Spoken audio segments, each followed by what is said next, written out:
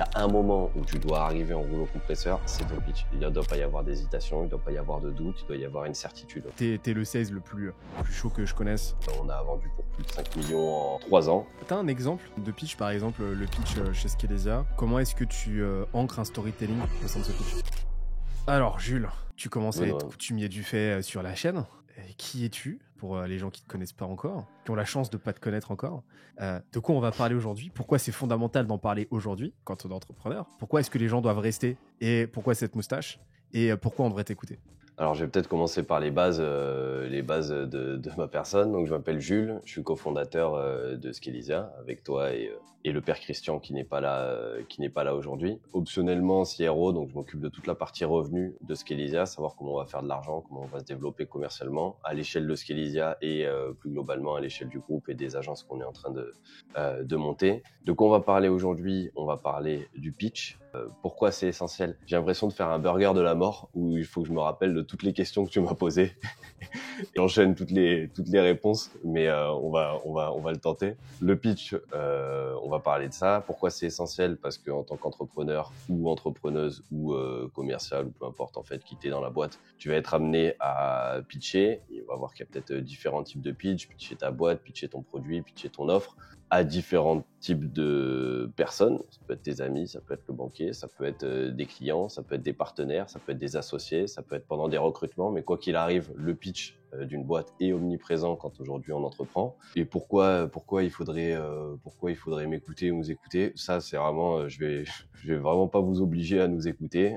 C'est vous qui voyez. Mais a priori, on a quand même fait vendu là le mois dernier pour 250 000 euros. D'ailleurs, sur les 2 derniers mois, on a vendu pour plus de 5 millions en 3 ans sur les 5 millions et qu'on en a fait pour nous pas mal des pitchs, qu'on en a fait pas mal aussi pour nos clients et qu'on entraîne des équipes quotidiennement là-dessus. Voilà. T'es modeste parce que je dois dire que t'es la personne. Alors je suis pas en train de te flatter parce que on est déjà en bisbise. Tu fais partie t'es le sales le plus chaud que je connaisse. Et a fortiori sur tout ce qui touche au closing, dont le pitch fait partie, et un des plus prolifiques pour ce qui est de la structuration du pitch. Et c'est pour ça que c'était intéressant qu'on en discute aujourd'hui, parce que tu es intuitant sur le sujet et que ça se retrouve dans nos chiffres, ça se retrouve dans les chiffres de nos clients aussi. Et je crois comprendre que tu as aujourd'hui 7 bonnes pratiques à nous partager. Quelles sont-ils? Alors je m'en remets à toi fois 1000. Ok, tu fais bien. Écoute, merci déjà pour ton petit retour. J'apprécie, je prends et je passe à la suite. Le camoulox. Première chose déjà, premier point, c'est l'adaptabilité. C'est-à-dire, en gros, c'est un pitch, un interlocuteur. On va retrouver quand même ce pitch. Il va y avoir une base du pitch qui va revenir systématiquement, mais à chaque interlocuteur que tu vas avoir des petites choses à adapter, soit dans la structure du pitch, dans sa forme, soit dans les verbatims que tu vas pouvoir employer. Ce pitch, tu vas l'adapter par rapport à quoi? Par rapport à toute la découverte que tu as fait. Globalement, pendant 80-90% du temps, tu vas poser des questions et puis il va arriver un moment où il va falloir que tu arrives en rouleau compresseur sur 10 minutes avec un pitch et toutes ces questions que tu as pu, toutes ces informations que tu as pu récupérer de tes questions, elles servent pas non plus à rien. Donc il va falloir pouvoir les retranscrire aussi dans le pitch par rapport à ce que la personne recherche, par rapport à ses craintes, par rapport à ses doutes, par rapport à ses envies, ses ambitions et ainsi de suite. Donc un pitch, un interlocuteur, systématiquement pouvoir s'adapter. Je prends un exemple tout bête. Si je veux vendre une voiture électrique, par exemple, il y a peut-être quelqu'un à qui je vais dire aujourd'hui avec l'augmentation de l'essence, ça devient un enfer d'avoir une voiture à essence,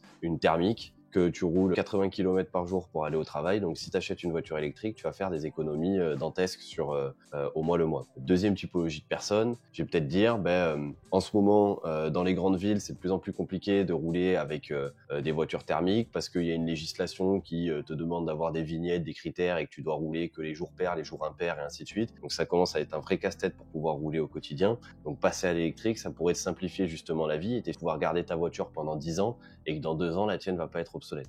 Troisième possibilité, je pourrais très bien te dire, écoute, en gros, tu roules avec du thermique, avec un gros SUV ou une grosse bagnole qui consomme, qui date des années 90 une vieille Jeep, par exemple, des années 90, tu consommes 15 litres au 100. Aujourd'hui, c'est plus possible au vu du contexte dans lequel on vit. Et écologiquement, ça pourrait être intéressant de faire ce petit effort et d'adopter ce mode de vie-là avec peut-être un comportement un peu plus écologique en passant à... Je rentre pas dans les débats électriques, thermiques, machin, les batteries, comment on les recycle et tout. On s'en fout. L'idée, vraiment, là, c'est le côté commercial du terme pour vous dire que d'un même produit assez basique comme une bagnole électrique, globalement, on va pouvoir axer un pitch de 3 manières différentes en fonction des attentes de la personne, qu'on aura bien évidemment décelé en amont. Quand tu parles de l'adaptabilité, ça me fait penser au principe en marketing de job to be done. Ouais. Qu'en gros, ton produit sert, tu dois le voir comme la fonctionnalité, comme l'outil qui permet à ton client, à ton utilisateur, d'accomplir une action qui lui permet de résoudre son problème. Et donc en fait, ton produit n'est qu'un outil en fait dans cette démarche-là. Et le truc c'est que un outil peut servir à plein de trucs différents. C'est-à-dire qu'un marteau, il peut servir à planter un clou, il peut servir à enlever le clou, il peut servir à caler une porte, il peut servir à casser une tirelire, et il peut servir à casser plein de trucs. En fait, la question, c'est l'enjeu, c'est d'identifier quelle action ton interlocuteur à l'instant T cherche à faire. Et donc le sales va le faire à l'échelle d'une personne, va le faire à l'échelle in situ comme ça, de son interlocuteur à l'instant T, et le marketeur, lui, va le faire à l'échelle d'un segment de marché, d'une audience à part entière. Mais on retombe sur exactement la même constante, sur le même principe, qui est celui finalement du job to be done, après on appelle ça comme on veut, comprendre que le produit, c'est un outil qui peut se décliner de plein d'usages différents. Exactement. Non mais 100% raccord par rapport à ça. De toute façon, c'est que le commercial n'est que le bras armé du marketing et le prolongement finalement d'un travail qui est fait en amont. Donc ouais, 100% d'accord avec toi sur cette phase-là. On avait, je crois, parce que là, c'est vraiment, ça fait écho à mon intervention, le jargon. Ouais. J'aurais tendance à dire pas de jargon, ou alors du moins le jargon de votre cible. Par exemple, si vous voulez vendre un CRM à quelqu'un qui n'a aucune idée de ce qu'est un CRM, ça peut être un outil pour pouvoir gérer justement vos clients et vos prospects. Pas une solution logicielle de type CRM, parce que ça ne veut absolument rien dire. Et il n'y a rien de pire, vraiment, il n'y a rien de pire que quand tu es face à quelqu'un qui a ce syndrome un peu de l'expert et qui essaye de placer plein de mots techniques en fait, où il y a une suite logique de mots qui ne veulent absolument rien dire à la fin et qui sont très lourds, très pesants. Il n'y a rien de pire aussi pour brouiller complètement le message, ce qu'on ne veut absolument pas faire bien évidemment pendant un pitch, et ça va directement avec l'adaptabilité en fait. Forcément, en fonction de l'interlocuteur que vous avez, vous allez vous adapter. Pareil, en fonction des secteurs d'activité, par moment, ça peut être intéressant d'utiliser le jargon. Je sais pas si votre cible, par exemple, vous travaillez avec des notaires. Les notaires, par exemple, on n'appelle pas ça un bureau, on n'appelle pas ça une agence, on appelle ça une office notariale. En fait, ça, c'est des termes qui vont leur parler. Sur les comptables, ça va pas être des contrats, ça va être des lettres de mission. Bon, ça, c'est des choses que vous devez savoir dans la connaissance de votre cible, quel jargon employer ou ne pas employer en fonction de l'intelligence émotionnelle que vous avez aussi à l'instant T, qui est d'identifier globalement si la personne, ça peut passer, par exemple, d'aller mettre des anglicismes dans votre phrase, ou si on va essayer peut-être d'aller retraduire quelques mots ou de faire preuve d'un peu plus de pédagogie, parce que contexte générationnel, parce que contexte sectoriel et ainsi de suite. Donc, systématiquement, pouvoir... encore une fois, s'adapter dans le fond du pitch, c'est-à-dire ce qu'on va dire, mais aussi dans la forme du pitch, c'est-à-dire toute la structure et la manière dont on va le présenter. Et comment est-ce que tu captes ça? Comment est-ce que tu mesures un petit peu la quantité de jargon et la nature du jargon que tu dois utiliser dans ton pitch? Déjà, vous avez passé théoriquement à minima, si vous avez fait une bonne découverte, 25-30 minutes avec la personne. Si vous êtes allé un peu plus loin sur des gros tickets, ça fait peut-être 2 rendez-vous, vous êtes avec la personne. Donc déjà, dans l'échange, dans les questions que vous allez poser, les questions, elles vont permettre de cerner la personne et ce qu'elle fait au quotidien. Aussi de cerner son niveau d'expertise et son niveau de technicité. C'est-à-dire que si sur des questions basiques, vous voyez que ça répond un petit peu à côté, que c'est pas au top et que a priori, il y a quelques problématiques à ce niveau-là, en fait, vous allez savoir que sur votre thématique spécifique, ça sert à rien d'employer du jargon. Voilà. tout simplement. Et puis après, il y a quelque chose de très intuitif, quoi. Pourquoi quand on voit quelqu'un, une personne âgée, on commence à la vouvoyer, pas à la tutoyer? Pourquoi quand je croise quelqu'un de mon âge, je vais systématiquement la tutoyer? Pourquoi il y a des moments où tu vas faire des blagues avec certaines personnes et pas avec d'autres? Ça, c'est quelque chose qui est propre à un truc social, en fait, d'être capable de cerner, de comprendre les gens, de comprendre les interactions, le monde qui t'entoure, et tout simplement adapter ton comportement à ce que tu as. Adapter ton comportement, ça veut pas dire se travestir, loin de là. Ça veut dire rester soi-même et simplement arrondir certains angles ou améliorer certains aspects pour faciliter la communication avec la personne. Parce que ça reste le but de l'échange commercial et le but du pitch, ça reste d'être capable de communiquer un message. Si le message atterrit pas, ça sert à rien. Ça me fait penser à Chris Voss, le principe qui met en avant de mirroring effect, d'effet miroir, de renvoyer à l'interlocuteur des éléments de langage, des éléments de discours qui vont le faire se sentir compris. En tout cas, c'est comme ça que moi je l'ai compris, son point.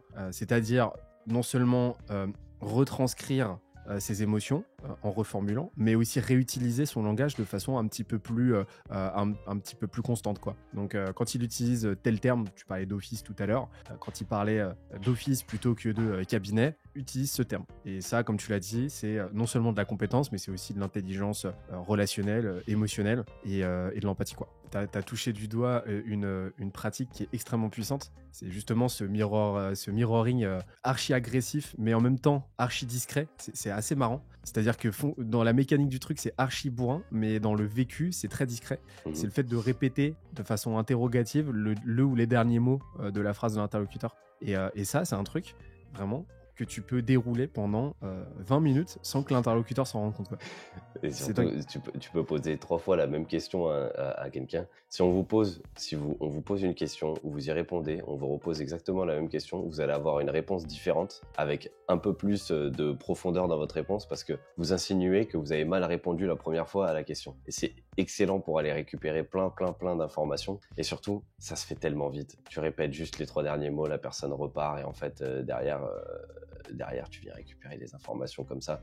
C'est pas du tout une technique de manipulation ou quoi, c'est simplement que par moment on a juste besoin de préciser des termes aussi qui sont vides de sens, quoi, et qu'on a besoin de mettre des mots, des chiffres sur des choses. Quelqu'un qui dit j'ai envie d'accélérer, ok, accélérer. Ça veut dire quoi accélérer, tu vois? Peut-être que pour moi ça va avoir une signification, peut-être que pour un autre prospect ça va avoir autre chose. On a du mal à faire ça. Ok, on a du mal, c'est-à-dire voilà. Donc ça, hyper efficace. On passe au troisième point. On passe au troisième point. Alors moi j'ai noté bénéfices. Ouais, les bénéfices. Bon alors, très classique, oui, il faut pas pitcher les caractéristiques, il faut pas pitcher les bénéfices, etc. En réalité, les gens ont souvent du mal à dissocier ce qui est une fonctionnalité, une caractéristique, un bénéfice. Et dans les bénéfices, il va y en avoir différents. Il va y avoir des bénéfices logiques, il va y avoir des bénéfices émotionnels. Prenons un exemple. Je sais pas si je vous dis mon téléphone, c'est une caméra 4K. Super, ça c'est une caractéristique, j'en fais absolument rien. Cette caméra 4K, si on veut y mettre un bénéfice logique, c'est qu'on va pouvoir prendre de belles photos avec ça. Ça c'est un bénéfice logique. Effectivement, j'ai une caméra 4K, je prends des belles photos. Et si je veux mettre un bénéfice émotionnel, c'est tu as une caméra 4K, tu vas pouvoir prendre de belles photos et les publier sur Instagram, sur LinkedIn et avoir plein de likes et du coup briller en société grâce à ces belles photos. Là, on a un bénéfice émotionnel. Et en fait, les gens ne viennent pas chercher une caméra 4K, on s'en fout. Ils ne viennent pas chercher une fonctionnalité dans votre SaaS, dans votre outil, dans votre solution ou dans votre service, dans votre accompagnement. Ils viennent chercher un bénéfice. Et vous pouvez systématiquement aller amplifier ce bénéfice par ce qu'on appelle un cadre, un pré-cadre que vous allez positionner sur un bénéfice. Je prends un exemple. Nous, dans notre accompagnement, on a une communauté Slack. Okay, où les gens peuvent venir. Soit je présente le truc en disant on a une communauté Slack dans notre accompagnement. Ok, génial. Deuxième niveau, c'est on a une communauté Slack sur laquelle tu vas pouvoir poser des questions à n'importe quel moment. Déjà un peu mieux, et je peux venir amplifier ça encore plus, non pas en travaillant le bénéfice qui va arriver après, mais en travaillant plutôt le préfixe qui va être le pré-cadre qu'on va y installer. Exemple, en tant qu'entrepreneur, tu es souvent confronté à plein de décisions tous les jours et parfois tu es souvent seul. Et du coup, tu as peut-être besoin d'avoir un sparring partner à qui poser tes questions de temps en temps. Justement, dans notre accompagnement, on a mis en place une communauté Slack pour qu'il n'y ait plus aucune question qui soit laissée sans réponse. Ça n'a pas la même gueule. Ça n'a pas la même gueule quand tu l'amènes. Pourquoi ? Parce que tu viens mettre une vraie narration et cette narration-là, tu vas directement la grâce que la personne t'a dit. tu veux aller encore plus loin, tu vas reprendre quelque chose qui t'a dit en amont. Par exemple, tu me disais tout à l'heure que par moment, tu te sentais un petit peu seul justement dans ton parcours entrepreneurial. Mais justement, nous, ce qu'on a mis en place pour éviter ça, c'est que tac, tac, tac, tac, tac. Et là, tu déroules. Ça me fait penser à un framework de copywriting, à un modèle de rédaction persuasive. Français. Qui s'appelle le PAS, le PAS. En fait, c'est exactement ce que tu viens de faire. PAS, c'est problème, agitation, solution. Donc d'abord, tu définis un problème. Quand tu es entrepreneur, au quotidien, tu te retrouves au quotidien confronté à des décisions que tu dois prendre rapidement. Agitation, le problème, c'est que ces décisions peuvent être sujets à blocage de ton côté, à usure décisionnelle aussi, à épuisement, à fatigue et à déperdition stratégique. Et ça te coûte énormément de temps, d'énergie, d'argent et de confiance en toi. Solution, on a mis en place une Q&A hebdomadaire avec nos cofondateurs pendant laquelle tu peux poser absolument toutes tes questions. Et donc ça, en fait, le PAS, c'est un des modèles de copywriting les plus puissants et les plus versatiles parce que tu peux l'utiliser à toutes les échelles. À l'échelle d'un site, à l'échelle d'une page de vente, à l'échelle d'une micro-partie, à l'échelle d'un pré-cadre dans un pitch. Enfin, c'est assez fou. Exactement. Donc ça, vraiment, allez travailler les bénéfices. Faites l'effort de vous poser. Vous prenez votre feature, votre fonctionnalité et vous vous demandez pourquoi. Pourquoi elle est là? Pour aider à faire ça. Ok, mais pourquoi? Pour aider à faire ça parce que. Et à chaque fois que vous allez vous poser la question pourquoi, en fait, vous allez rajouter un petit bénéfice et vous allez comprendre la vraie raison de pourquoi on a mis ça au milieu d'un pitch, pourquoi on a mis ça au milieu d'un produit. Ça va pas être une liste de features comme ça, de choses que vous avez développées de votre côté. Faut qu'il y ait une raison et cette raison-là, faut pouvoir la contextualiser et la présenter derrière. Tu vas sûrement raccrocher et quitter la conversation, mais si je fais plusieurs passes dans un même pitch, est-ce que c'est un multipass? On va passer au point 4. Donc le point 4, c'est le storytelling. Il s'est rien passé. Il ne s'est rien passé. Storytelling. Pourquoi? Parce que pourquoi déjà quand on est jeune, quand on est même enfant, de manière générale, quand on a envie de passer des morales et ainsi de suite, on apprend des fables, il y a plein de contes et ainsi de suite. Parce que à la fin, il y a une morale de l'histoire. La morale de l'histoire, on la retient parce que justement, il y a une histoire. Et c'est le principe du storytelling, c'est de disrupter ce côté rationnel du cerveau pour faire appel à la partie plus limbique qui va être responsable des émotions. Et en fait, on va systématiquement se rappeler justement des émotions. Et les histoires ont une vraie force, c'est qu'elles vont déclencher des émotions dans notre cerveau, bonnes ou mauvaises, qui font qu'on va systématiquement retenir ça. Et quand on veut faire passer un message, c'est pareil. Amener une narrative, amener une histoire dans votre pitch, ou alors ça peut être sur un point spécifique de votre pitch. Par exemple, ça peut être un cas client, ça peut être raconter l'histoire d'un client. Ou dire, voilà, ça me fait penser à tel client qu'on a accompagné, qui, quand il a démarré, a fait ça. Ça peut être, voilà, la première étape quand tu vas démarrer avec nous, tu vas passer par là, ce qui va te permettre de faire ça, et ainsi de suite. Et en fait, dans cette histoire-là, mais comme dans toutes les histoires, il y a un héros. Et le héros, ça va être le client que vous allez mettre au cœur de votre pitch et au cœur de votre histoire. Et ça va vraiment permettre de travailler cette projection-là, puisque la personne n'est plus complètement aliénée à ce que vous êtes en train de raconter, elle est au cœur de l'histoire. Donc vous disruptez la partie rationnelle qui amène à uniquement une réflexion très logique sur ce que vous êtes en train de proposer, soit au niveau du prix, du temps, de la durée, du truc, chose dont on n'a pas du tout envie de parler et ce sur quoi on n'a pas du tout envie de négocier. Ça, c'est la première chose. La deuxième chose, vous allez travailler la projection. Et la troisième chose, votre pitch, c'est l'histoire qui va permettre de faire passer la personne d'un point A à un point B, la situation actuelle à la situation désirée. Et en racontant cette histoire, il y a une finalité, il y a un début, il y a une fin, on comprend le truc, et il y a une morale. T'as un exemple de pitch, par exemple le pitch chez Skelesia. Comment est-ce que tu ancres un storytelling au sein de ce pitch? Ouais, alors moi le pitch, je l'ai travaillé de manière à raconter une histoire de manière dès le départ en fait d'arriver sur quelque chose de très chronologique. Par exemple, quand tu vas nous rejoindre, en fait, la première chose qu'on va faire, forcément, là, on vient de passer 1 heure, 1h30 ensemble, on vient de comprendre un petit peu tes enjeux, on vient de te présenter les premières recommandations qu'on peut faire. Par contre, est-ce que cette 1h30 nous a permis d'identifier des points de friction? Oui. Est-ce que ça m'a permis de t'apporter les premières solutions? Oui. Est-ce que pour autant, on ne pourrait pas aller encore préciser, timer cette roadmap et ainsi de suite? Bien sûr que si. Alors la première chose qu'on va faire quand tu vas rentrer chez nous, c'est qu'on va faire un vrai audit en fait de tout ton business pour pouvoir Et derrière, je vais raconter cette histoire avec déjà une porte d'entrée qui va être cette phase-là, où j'explique là où on en est dans l'histoire, tu vois. Voilà ce qui vient de se passer en amont, voilà ce qu'on vient faire ensemble.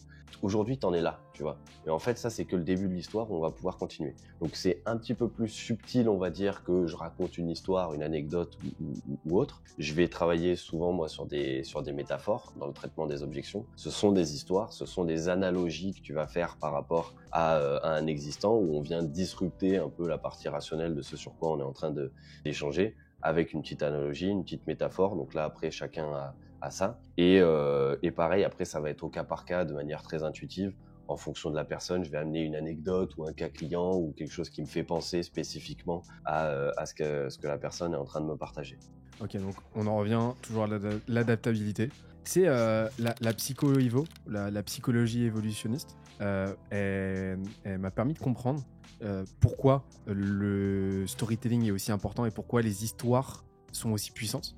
C'est parce qu'avant l'invention de l'imprimerie, avant l'invention des autres médias de communication, on n'avait pas de possibilité d'archiver beaucoup d'informations. C'est-à-dire que gratter des cailloux et peindre à la suie sur les murs, ça allait 2 minutes. Et donc en fait, on avait besoin de mécanismes et d'outils qui nous permettent de faire transiter l'information et d'en stocker une grande quantité.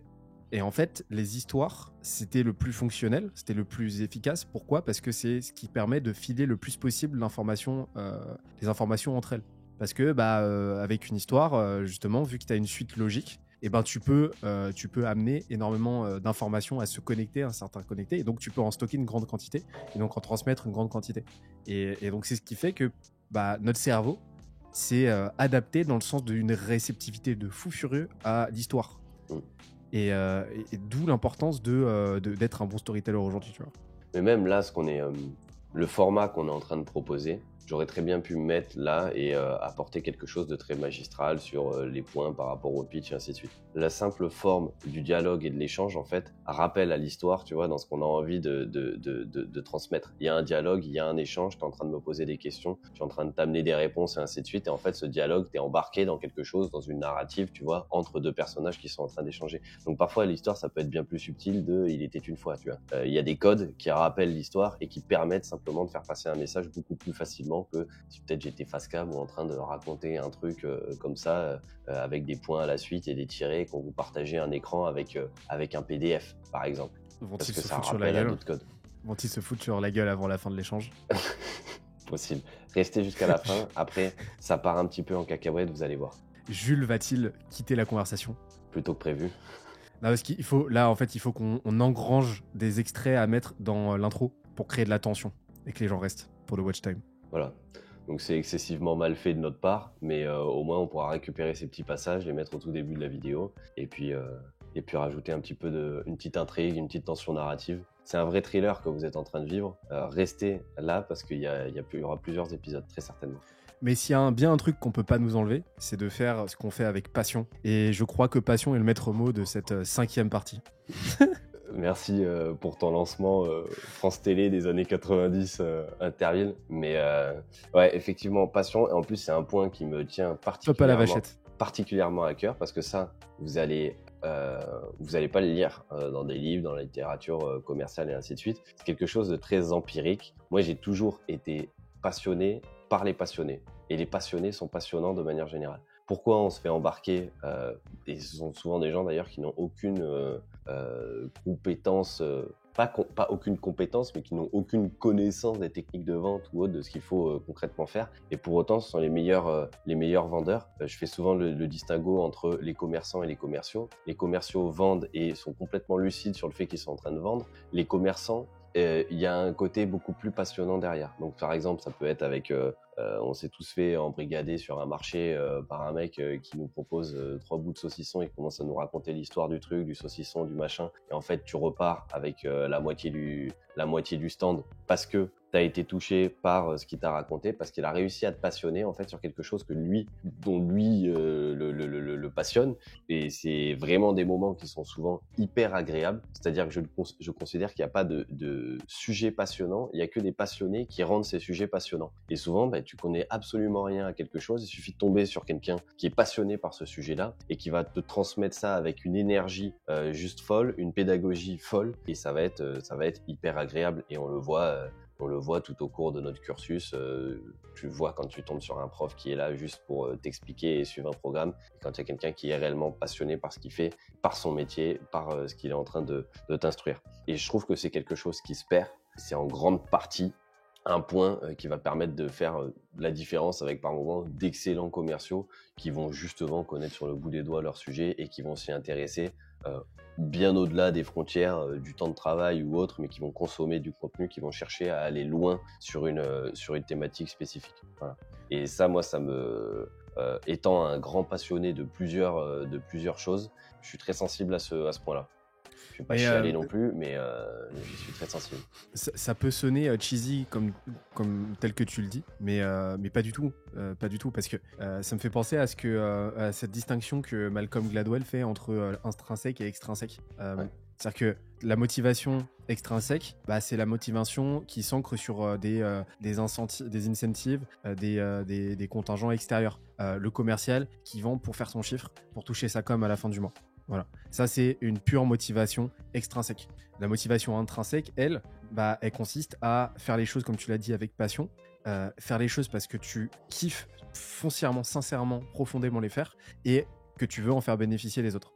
Donc la passion, la motivation intrinsèque, ça va être justement ce commerçant qui parle de ce qu'il fait de façon très artisanale et qui parle non pas de son produit mais qui parle de l'amour avec lequel il a conçu son produit. Et en fait, tout l'enjeu, c'est de réussir à trouver cette bonne intersection entre les deux, motivation intrinsèque, motivation extrinsèque, de sorte à être le plus performant possible. C'est ce qu'on disait, on en parlait juste avant d'enregistrer cette session. Je suis convaincu qu'un commercial moyen plus en termes de compétences commerciales, mais qui vend un produit dont il est à 10 000% convaincu que c'est la meilleure solution possible pour l'interlocuteur qu'il a en face de lui et qui transpire ça par tous les pores, en fait, vendra plus et vendra plus qualitativement qu'un commercial S-tier en termes de compétences sales, mais qui vend un produit dont il n'est pas foncièrement convaincu et qui est simplement mu par des motivations extrinsèques de chiffres, de primes à la fin du mois, quoi. J'en suis intimement convaincu. Tu disais, tu as le truc si tu veux devenir expert sur un sujet, en gros, il faut y aller pendant 10 000 heures. De toute manière, si tu veux à un moment passer 10 000 heures sur un sujet, il faut à minima que tu te passionnes un petit peu. Et les 10 000 heures, soit tu peux te dire, ok, je dois bûcher, un peu comme pendant les études, il y a des trucs qui t'intéressent pas et en fait tu dois bûcher parce que tu dois bûcher et ne serait-ce que d'y passer 10 heures, c'est un enfer. Il y a des sujets sur lesquels les 10 000 heures, tu les as très largement dépassés sans même t'en rendre compte, juste par le fait d'enchaîner en fait le temps à consommer du contenu, des vidéos et ainsi de suite. Et je pense que pour le coup, toi aussi, tu as une passion pour l'entrepreneuriat, pour ce que tu fais, etc., etc.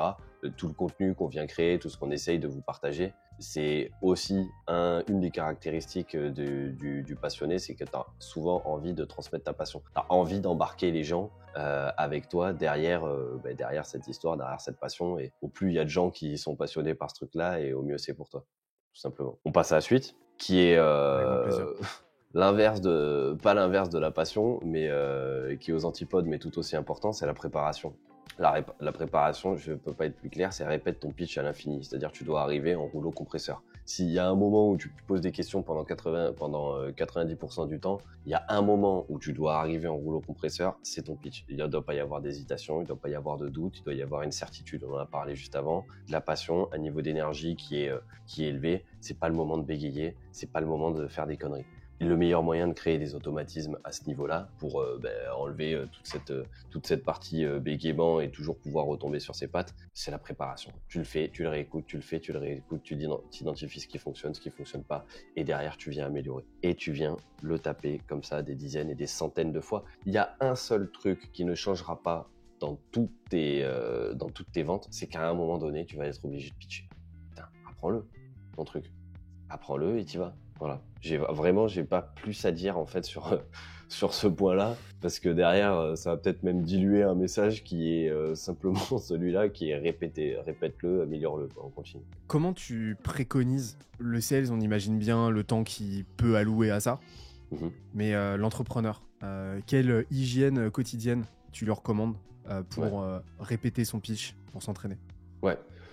Tu réécoutes tes appels, tu l'écris sur papier, tu le lis, tu le relis, tu réécoutes, tu t'entraînes, tu le fais à l'oral.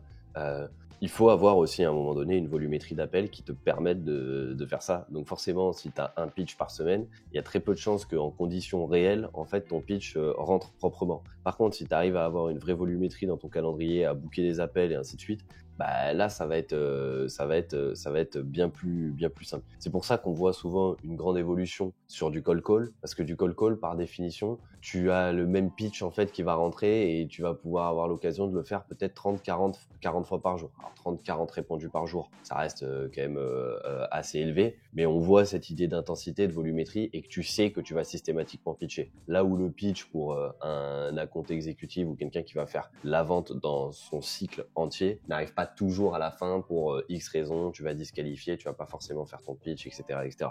Donc entraîne-toi, mets du volume, fais rentrer des leads dans ton pipeline. Si tu sais pas le faire, tu nous envoies un message, on voit si on peut t'aider. Et puis voilà, mais il te faut du volume. Et c'est toujours la question hein, de se manger des portes, ce que j'appelle la fuck-up velocity. C'est-à-dire ton succès est directement indexé sur la vitesse à laquelle tu te manges les portes, de sorte à savoir lesquelles il faut plus ouvrir et lesquelles il faut ouvrir, tout simplement. Et donc ça vaut pour ton pitch, ça vaut pour absolument tout. Donc accepte que tes premiers pitchs seront pourris. Et en fait, l'objectif, c'est pas de faire parfaitement, mais c'est de faire un petit peu mieux à chaque fois. Exactement, exactement. Et dernièrement, on a... Et dernièrement, le 7e point, c'est l'engagement. Ton pitch va durer 10 minutes, c'est très long. 10 minutes sans interaction, 10 minutes à parler, c'est très long pour celui qui le fait, c'est très long pour celui qui écoute. Et surtout, il y a de grandes chances qu'on perde un petit peu la personne. Surtout en visio, on n'est pas en physique, donc on n'a pas envie que la personne nous regarde et qu'en fait elle voit derrière nous parce qu'elle est complètement perdue dans un regard vide. Donc d'où l'idée déjà de mettre d'appliquer tous les conseils juste avant, storytelling, passion et ainsi de suite, pour pouvoir avoir une vraie histoire, donc des intrigues et donc qu'il y ait une suite logique. Mais surtout, l'engagement, c'est simplement aller titiller un peu le prospect. Est-ce que tu me suis jusque-là? Est-ce que tout est clair? Est-ce qu'il y a quelque chose sur lequel tu as envie que je revienne? Ok, avant qu'on aille sur le point suivant, est-ce que là-dessus déjà, on est raccord? Oui, ok, génial. On passe à la suite? Allez, c'est parti. Et là, en fait, tu continues à dialoguer, en fait, ça reste un échange et ça devient jamais magistral pendant tout ton appel de vente. Ça, c'est hyper important. Je vois encore trop de trucs où tu sors le PowerPoint. Dès la première page, tu la vois venir. Tu sais que tu vas te faire chier à mourir pendant 10-15 minutes. C'est insupportable. C'est insupportable pour tout le monde. Même la personne, il croit même pas à ce qu'elle est en train de te raconter. Mais tu sens que c'est en train d'envoyer son truc, en fait, point par point. C'est très chiant. Ça, c'est une première chose. Et la deuxième chose, c'est que les gens qui font ça et qui ne viennent jamais valider avec la personne, avec l'interlocuteur, à la fin, ils se retrouvent avec une avalanche de questions, une avalanche d'objections. Et en fait, ils sont complètement dépassés par les événements. Alors que si tu viens traiter ça, des petits points de friction au fur et à mesure, derrière, quand tu vas poser la question un peu pour demander la vente et pouvoir aller sur l'étape d'après, tu vas peut-être avoir des petits points à traiter, ce qui est normal, des petites précisions, mais tu vas pas avoir cette avalanche de trucs que tu t'es mis de côté en te disant bon, parfois même tu vois que ça grimace pendant un pitch, ou tu vois qu'il y a une interrogation, ou tu vois que la personne est un petit peu dérangée par quelque chose, elle regarde à côté, etc. Mets-toi, calque-toi aussi sur le rythme et sur tous ces éléments que la personne va te communiquer au niveau du non-verbal. Tu peux regarder, ça fronce les sourcils, c'est étonné, il y a un truc, il y a quelque chose. Ok, j'ai le sentiment qu'il y a peut-être quelque chose qui n'est pas clair à ce niveau-là. Est-ce que tu veux qu'on revienne dessus? Oui, non, après on s'en fout. Ça prend une demi-seconde et on enchaîne. Voilà. Si vous appliquez ça, là, les 7 points dont je viens de vous parler, franchement, vous devriez déjà mieux vous en sortir. 98%, on va dire, des commerciaux et des entrepreneurs et entrepreneuses que je vois au quotidien à les pitcher. Et ça, vous pouvez le faire sur le pitch de votre produit, de votre entreprise et pour n'importe qui. Donc on en revient à juste pas rentrer dans un tunnel. Pas bouffer des tunnels. Ouais. Voilà, pas manger des tunnels. Et en fait, ça s'imbrique parfaitement avec tes autres recos. Le fait d'être concis, Le Ouais. fait de pas en faire des caisses et de s'entraîner le plus possible, quoi. Exactement. Et l'intelligence émotionnelle est fondamentale, l'empathie, savoir à qui tu t'adresses, savoir. Et tu parlais de l'automatisme du commercial qui est là pour cocher des cases, qui Ouais. vient avec sa checklist. Ok, aujourd'hui je vais pitcher, donc je vais dérouler mon truc.